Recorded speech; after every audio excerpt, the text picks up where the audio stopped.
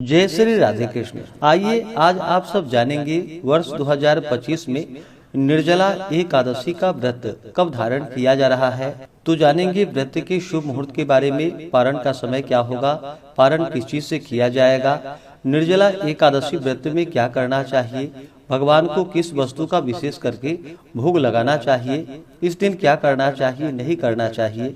तो आइए जानते हैं इन सबों के बारे में। आप सभी भक्तों को निर्जला एकादशी व्रत की ढेर सारी शुभकामनाएं। आप सभी के जीवन में लक्ष्मी नारायण की कृपा से आप सभी को सभी प्रकार के सुख और समृद्धि की प्राप्ति हो। ज्येष्ठ मास शुक्ल पक्ष में पड़ने वाली एकादशी को निर्जला एकादशी के नाम से जाना जाता है। यह व्रत त्रिदेव व्रत माना गया है। इस दिन विशेष प्रकार से भगवान विष्णु, माता लक्ष्मी की पूजा करनी चाहिए। यह व्रत सभी 24 एकादशियों व्रत का पुण्य फल प्रदान करने वाला है। जो भी भक्तजन प्रत्येक मास की एकादशी का व्रत नहीं धारण कर पाते हैं, वो अगर केवल वर्ष में एक निर्जला एकादशी का व्रत धारण कर लेते हैं, व्रत में नियमों का पालन कर लेते हैं, तो उन्हें सभी एकादशियों का पुण्य फल प्राप्त होता है। इस व्रत के प्रभाव से स्त्री हो अथवा पुरुष, सभी के मंदराचल जैसे भीषणतम पाप नष्ट हो जाते हैं तथा सभी प्रकार के पुत्र, धन, सुख, समृद्धि आदि की प्राप्ति होती है। इस व्रत में गोदान करना, गोदान देने की सामर्थ्य न हो तो तांबा, पीतल या मिट्टी का पानी का भरा हुआ घड़ा, उसमें थोड़ा सा सोना छोड़ करके और उसे नवीन वस्त्र से लपेट करके श्रद्धा पूर्वक ब्राह्मण को दान देनी चाहिए। इस प्रकार जलदान देने और स्वयं व्रत समाप्ति तक जल न ग्रहण करने वाले प्राणियों को एक एक क्षण में कोटि कोटि गोदान देने का पुण्य फल प्राप्त होता है। इस दिन यज्ञ, दान एवं जपादि कार्य करने वाले को अक्षय फल की प्राप्ति होती है तथा अंत में भगवान विष्णु के धाम की प्राप्ति होती है।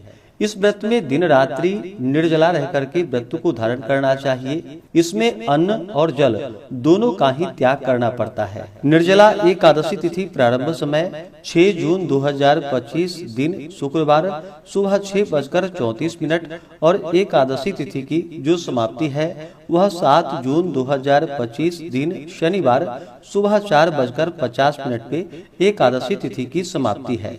और द्वादशी तिथि समाप्त जो कि 8 जून 2025 दिन रविवार सुबह 7:20 पे द्वादशी तिथि की समाप्ति है। वैष्णवों को द्वादशी युक्त एकादशी का व्रत धारण करना चाहिए। ऐसे में इस बार एकादशी का व्रत 2 दिन पर रहा है। 6 जून को अस्मार्थ के लिए जो कि एकादशी का व्रत है और 7 जून को वैष्णवों के लिए एकादशी का व्रत धारण किया जाएगा। एकादशी व्रत पारण के लिए बतलाया गया है कि हरिवासर समाप्त होने के बाद व्रत का पारण करना चाहिए और द्वादशी में करनी चाहिए। 7 जून को हरिवासर समाप्त होने का समय सुबह 11:28 पे हरिवासर समाप्त होगा। ऐसे में जो भी भक्तजन 6 जून को व्रत धारण करने वाले हैं वो सभी 7 जून शनिवार के दिन व्रत का पारण दोपहर 1:44 से शाम 4:31 तक व्रत का पारण करेंगे।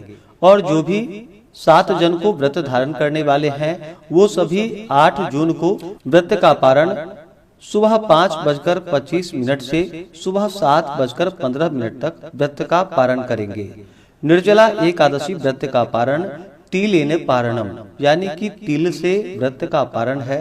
सफेद तिल या काले तिल का प्रयोग करें। यह संभव ना हो पाए तो आप जल, फल या तुलसी दल से व्रत का पारण करें। 6 और 7 जून को ब्रह्म मुहूर्त का समय सुबह 4:02 से सुबह 4:42 तक होगा। सूर्योदय का समय सुबह 5:08, सूर्यास्त शाम 6:47 होगा।